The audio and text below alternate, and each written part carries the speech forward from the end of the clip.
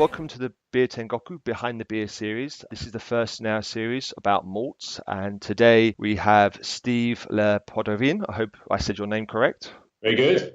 From Crisp Malt Industries. How are you doing? Very good, thank you. Yes, I'm the sales director at Crisp Malt, but I've only been with Crisp 5.5 years. Before that, I was with another malting company for 24 years. So I'll be 30 years in the industry this year. And I have, over that time, I've worked in the maltings in production. I'm a qualified maltster. I'm a master maltster. I've also been in central functions in logistics, in barley purchasing, and now I'm in sales.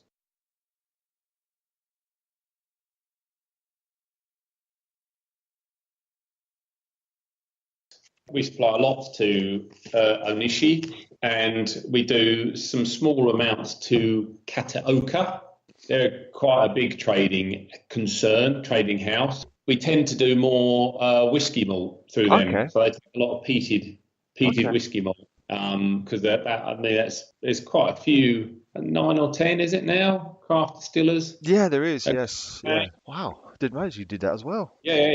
So we've got two maltings in Scotland supplying the whisky industry, obviously for malt whisky. So one of them is predominantly doing a high diastatic malt for the grain whisky industry, and the other one is doing the pot still malt for the single malt whiskies. And that one also has a peating facility, so we can make the peated malt for the peaty whiskies. And the craft guys tend to go for the peaty just because it's got more character, more recognisable flavours, I suppose. Okay. So, I mean, from what I've been reading about Crisp Malt, I mean, you're one of the very few private-owned maltsters. Is that correct? Yeah, that's correct. And you've been going for like 140 years or so? So, brief history. Frederick Smith was a farmer, actually came from down south of here. He moved up to Great Ryborough, which is where we're based, back in 1860. He bought a farm with a mill. So he was flour milling first, and then in 1870 started malting. Okay. So I think the company was actually incorporated in 1890, but started malting in 1870. So we're coming up to 150 years old. Wow. And we're still based in Great Ryborough, and we're one of the few, I think there's 4 left in England. We're operating one of the original floor maltings still. Because I've noticed there's quite a few breweries in Japan that do use your floor malted Marisotovi, for example, Bed Beer. Very proud to say we use, we're one of the very few breweries to use this floor malted. Beer is a very good customer and also a good mouthpiece for us. Good. Yeah, they regularly post pictures of their deliveries of your malts, and it's like, here's 2 tons coming in, and you think, wow, that's quite a lot. Well, we're producing as a group now. We're producing 430,000 malt a year. Wow. So in 7 production sites across Europe now. We've got 1 in Poland, 1 in Germany, 2 in Scotland, 3 in England. I mean, this is kind of maybe a strange question, but obviously because the malt takes on the characters of the environment. Does the malt flavour differ between Polish, German, and your British-based malts? It will do. I mean, the barley won't be significantly different, although in terms of if you manage to grow the right varieties, but types of barley, the varieties of barley can be quite geographically specific, because of the length of the winter, the day length in the summer, and all that sort of thing. So, I mean, we can't necessarily grow the same varieties in Scotland that we grow in England, just because they don't like the slightly colder, slightly shorter day length in Scotland. So they only grow in England, in the same way that some of the varieties that we grow in England, where we've principally got a maritime climate, won't grow on the continent. Okay. And then there are some which are pan-European, so you do get some that go across the continent. Oh wow! I did not know that. I was reading up some of your history. I didn't realise you had fields in mainland Europe as well. So we buy the barley from the farmers. We don't own any land as such, but it all gets contracted. We're fairly unique in the UK in that we've got farmer grower groups. So we've got people on long-term contracts growing for us. So a lot of the barley, a lot of the Marisotta, for example, or all the Marisotta, I think, is grown on contract for us. And most of it is locally to us in North Norfolk. Okay. I mean, obviously, Maris Otter is a very big British malt, but how have demands changed over, say, the last 30 years for the different strains of malt? The industry has obviously changed quite a lot, probably more rapidly in the last 10 years Hmm. because of the advent of craft. Up to that point, really, we were almost in a commodity malt situation where you've got a few big customers taking the majority of the malt. Varieties move on principally because of agronomics, so the disease resistance to and the yield to the farmer. So plant breeders are always looking to push on with better varieties to the farmer, and that's what's made varieties change. The sort of the move back towards Maris Otter has been driven by the craft industry and the desire to use Maris Otter, which undoubtedly gives a lovely flavour, but it's also a very forgiving variety. It's more forgiving to slight temperature differential. If your temperatures aren't quite right in your mash, then you'll still get a good extract out of it. And the same with the mill. If your mill's not quite right, if it's too fine or too coarse, it'll still give you good extract, unlike some of the more modern varieties. So, and it's got the history there. It's 52 years old. So, it's a magnificent variety that's still going strong. Okay. Where you'll see the changes in progression that I talked about is Maris Otter's a winter barley. So it's sown in the autumn, harvested in late July, early August. Compared to modern varieties, it would produce something like Maris Otter would be about 5 tonnes a hectare. Your newer varieties like Venture and Craft would be up at the 7.5 tonne a hectare. Okay. So so the farmers are missing out on they could up their output for their fields by 50% by growing a modern variety. That's why varieties move on. Just demand, I guess. Okay. All crops are constantly being moved on. What we don't have is any GMO in barley, which is good. No, definitely. When you look at the history of barley and how obviously you have the 2-row, the 6-row strains, and how the demand has changed over the years, you look at 2-row, just as you said. I mean, Maris Otter just over 50 years old, and it's still nigh on the pretty much identical to that original strain 50 years ago. So the history of Maris Otter was the dominant variety for a long while through the late 60s. And it died out.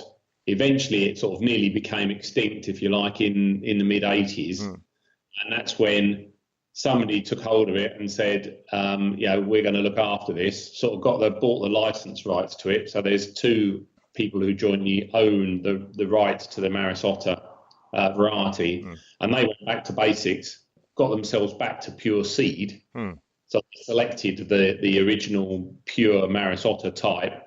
And that has been grown up again, and the seed is first generation seed every year.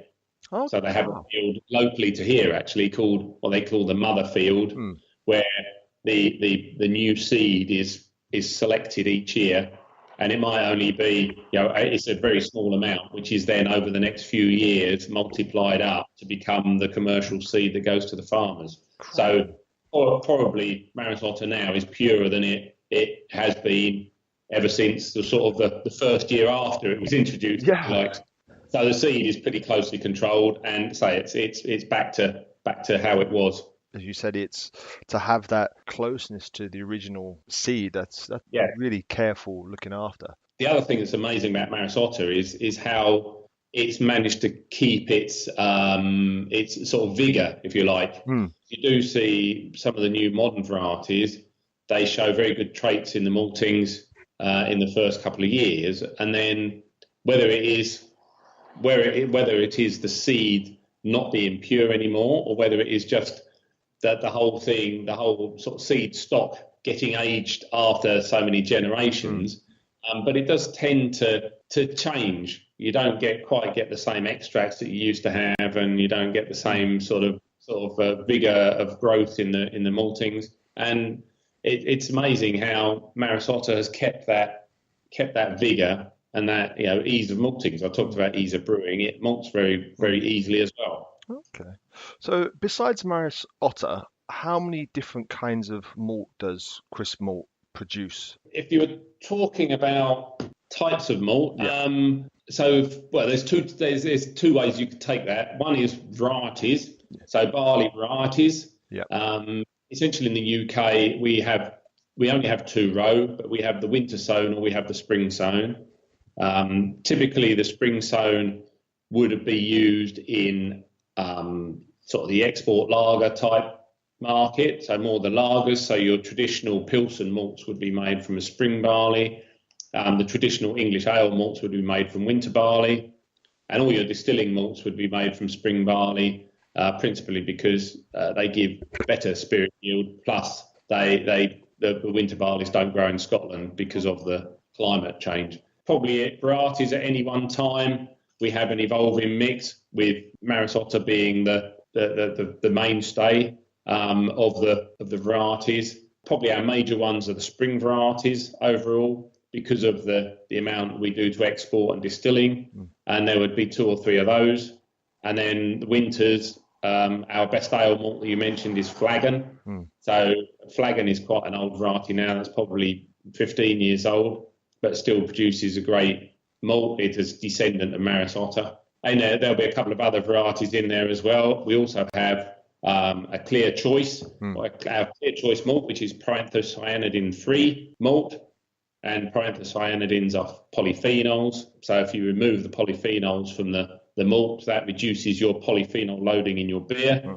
So it increases stability, reduces hop haze if you're doing a particularly hoppy IPA.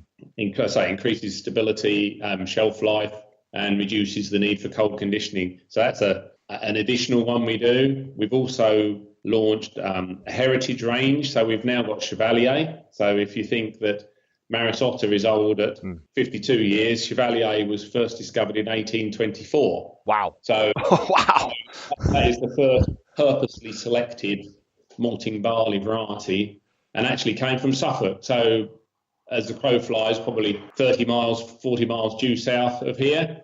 And it was a farmer, a landowner who discovered it growing in one of his farm workers' garden, and the farm worker had discovered it in his Wellington boot on one particularly uncomfortable afternoon and thought that looks a bit different, planted it in his garden, and it grew and looked different. And so the doctor, Reverend John Chevalier, harvested it and did a bit more work on it, and it became the dominant variety worldwide from the 1820s all the way through into the last commercial crops were grown in Australia in the 1960s. Wow. And we've been to the seed bank. We're given 5 seeds, and those 5 seeds have been replicated and replicated and replicated, and we're now up to a crop of several hundred tonnes a year. And so that's I was going to say a novelty malt. It's not really, because it's a great malt for doing heritage recipes, and it's a very full-flavoured malt with a great story behind it. Wow. If you want some locally, I think Abisan at TY Harbour is brewing a Chevalier IPA still. Well, funny you should mention it. We do actually have an interview coming up with them in March, so we'll have to ask them about that. But yeah, I have to ask him about that. It's going to be very interesting to see how he links in with that. Besides those, obviously you have the specialist malts such as crystal malts, caramel malts. Yes, sorry, I was talking about varieties, so we've got myself sidetracked there. It's so okay. So your typical base malts are going to be your ale malts. Yeah. So we've got the standard ale, the best pale as you talked about. We do an extra pale, which is just effectively a lighter coloured ale malt. So that is good for doing golden ales. It's also good for brewing lagers if you've got a single temperature mash vessel, because it's still well modified, unlike the continental Pilsen malts, which are lower modified and really need step temperature mashing. And we also do a Euro Pils, which is a sort of an in-between. So it's half Pilsen, half extra pale, so that you get slightly lower modification, but it will still work on a single temperature vessel. We've got our floor malts, we've got our clear choice proanthocyanidin-free malts, and we've got organic malts, and they're effectively the base malts that you can have. Then we can go into the next range, I suppose, is the kilned traditionally kilned, but special malts in terms of the Vienna, the Munich, and the dark Munich or melanoidin, and they're going to add colour and flavour to your beers. The Vienna being the lightest, the dark Munich or melanoidin being the darkest in that range.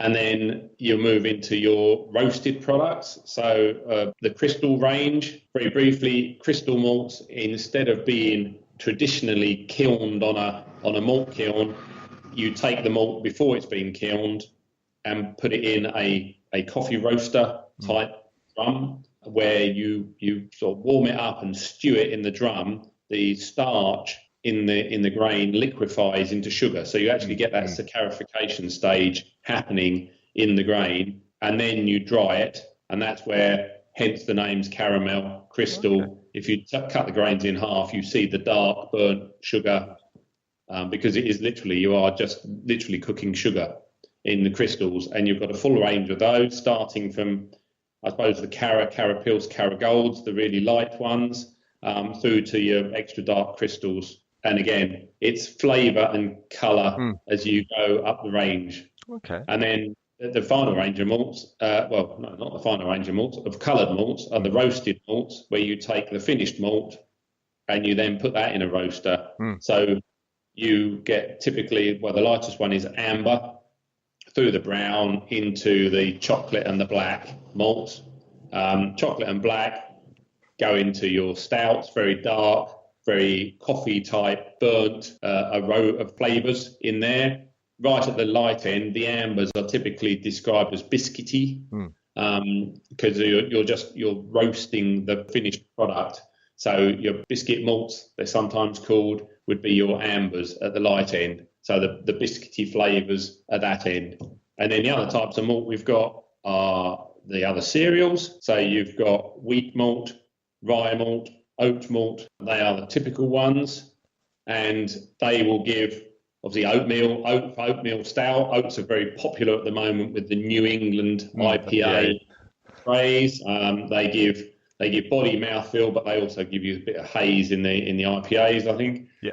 Rye IPAs, good red colours in the ryes generally, and wheat is good for body. Obviously wheat beers, but in a normal beer, it's also good for head retention and because of the proteins in there and flavour as well. But the final bit, we've got non-malted cereals as well. So we actually own a small production facility that produces torrefied wheat, maize, rice, and oats. And those are cooked cereals, but they're non-malted. The advantage of those, especially to the craft brewer, are that you can add things like maize or corn and rice to a grist, and you don't need a cereal cooker because we pre-cook them dry.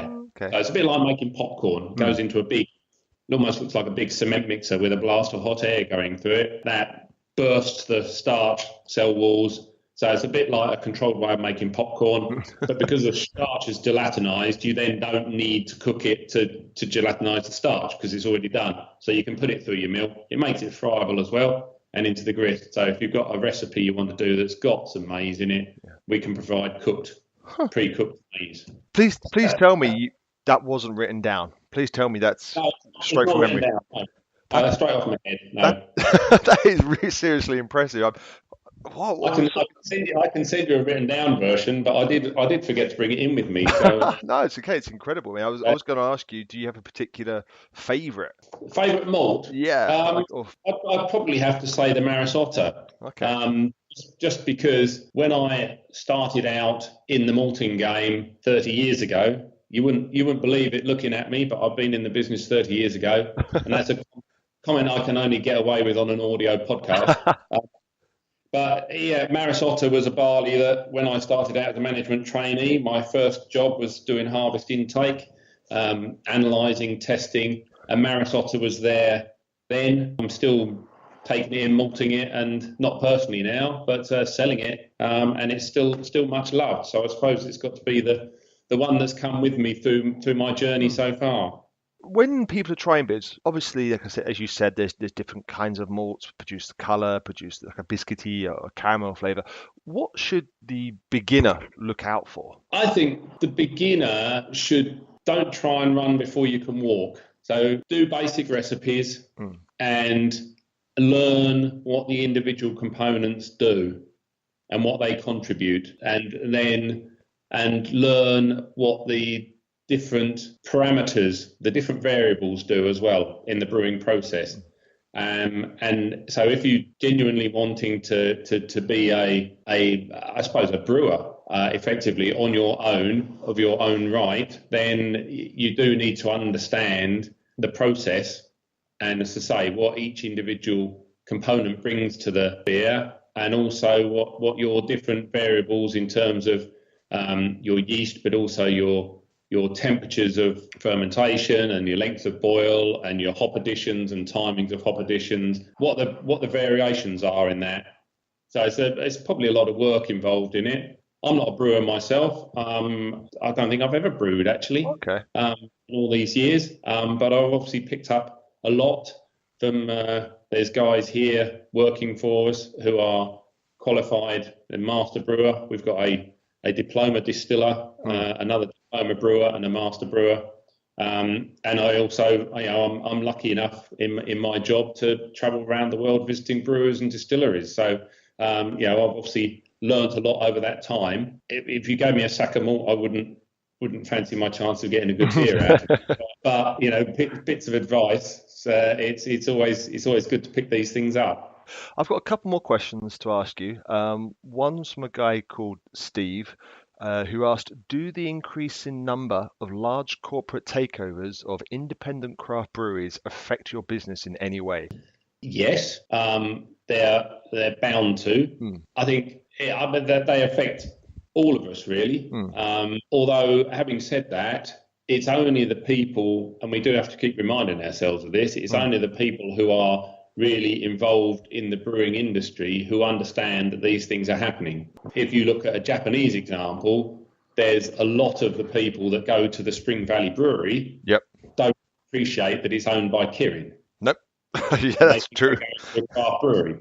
In the same way, in the States, people don't realise that Goose Island is owned by ABI Mm, and it's still classified as craft beer. mm. I mean, my latest definition of craft beer, because it's one of the questions that I'm always being asked, is what do I define as craft beer? The latest definition really is a beer is craft beer until the public thinks otherwise.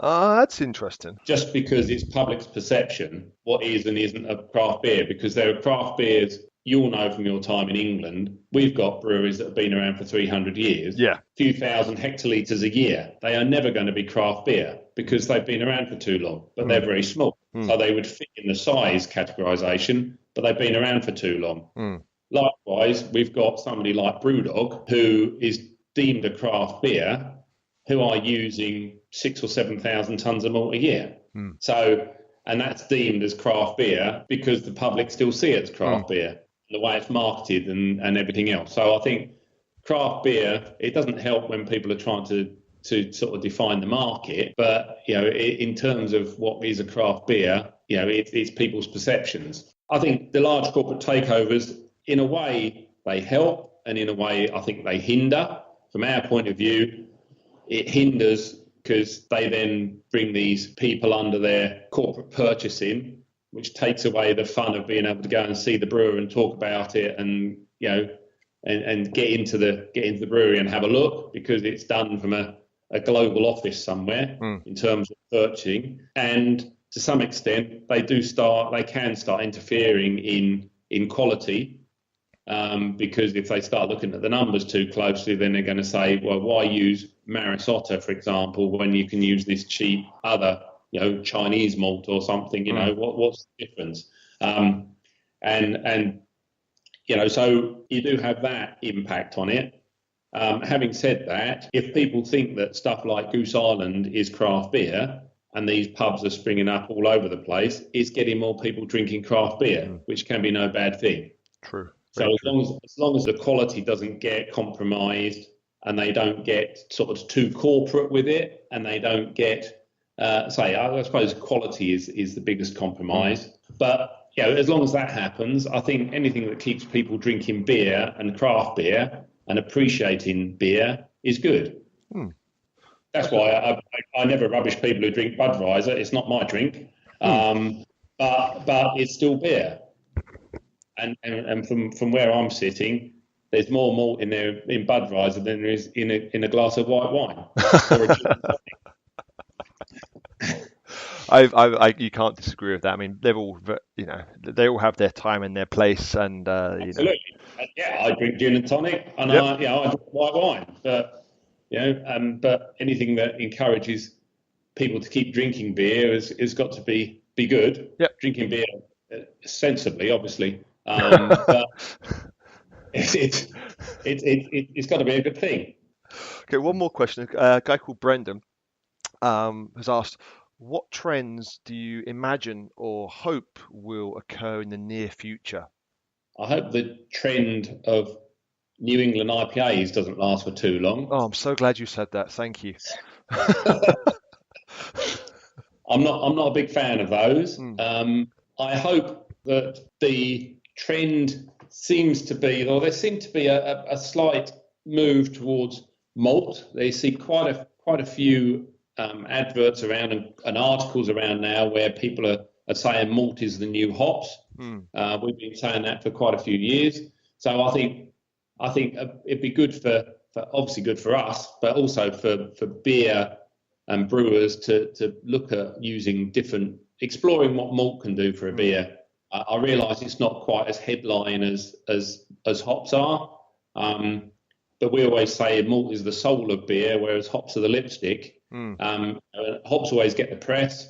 Hops always got they've got all the adjectives. They've got the citrus notes. They've got the melon. They've got the grapefruit. We've got malty malt, and we've got less malty malt, and we've got. But I think there's a lot to explore in there, and using the different malt types, so you can sort of spread and get a bigger diversity in the beers. And I think hops might have had its day a bit, and I just hope that the whole craft revolution keeps going, and it doesn't suddenly become a fad that people are bored of and move on to other things, which I don't think it will, because I think beer is too much of an established drink globally. But it'd be nice to keep having the beer developing.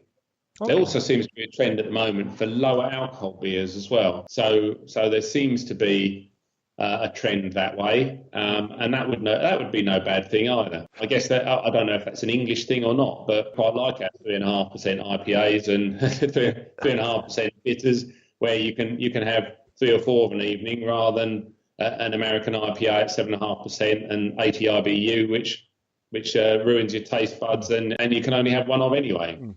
In Brian Baird's tap room in Nakameguro, there's the Nakameguro Bitter, which is, I think, 4%. That's right. A lovely, drinkable, fruity flavoured beer, which is always my sort of go-to beer. Nice to finish the evening with a Saruga Bay IPA or something. They have what we call the regret beer. It's the beer that you always want at the time, but you regret in the morning. The regret beer is always the Saruga Bay. But starting off the evening with a Nakameguro Bitter is lovely, and it does enable you to sit there and talk coherently for a lot longer than you would do otherwise. And it's a trend coming into the States as well. The more session beers, the 4%ers coming along, and people seem to be going for those. Hopefully that shall carry on. Oh yes, we hope so. Yes. Yeah. Well, thank you very much for your time today. That's been very informative. Join us again in 2 weeks when we will have Drew and Diana join us from Hops Direct. Thank you very much for listening.